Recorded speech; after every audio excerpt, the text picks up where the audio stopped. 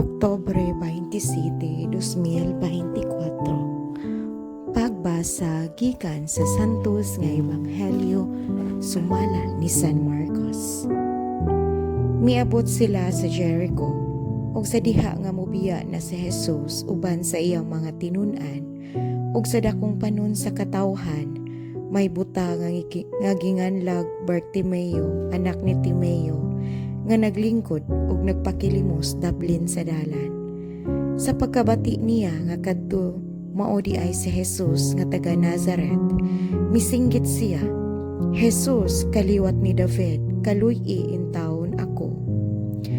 Daghan ang mikasaba ug mipahilom kaniya, apan misamot hinuon siya pagsinggit, "Kaliwat ni David, kaluy-i in taon ako."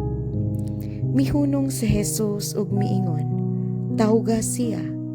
Busa gitawag nila siya. Giingna nila ang buta. Paglipay, tindog, kay gitawag kaniya, o giwakli niya ang iyang kupo. Milukso siya ug miduol kang Jesus. Nangutana si Jesus kaniya, "Unsay ipabuhat mo kanako?"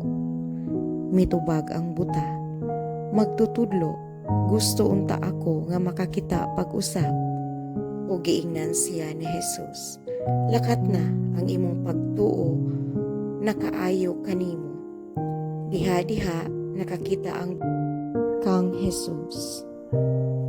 Ang Ebanghelyo sa Ginoo. Daygon ko ikaw, O Kristo.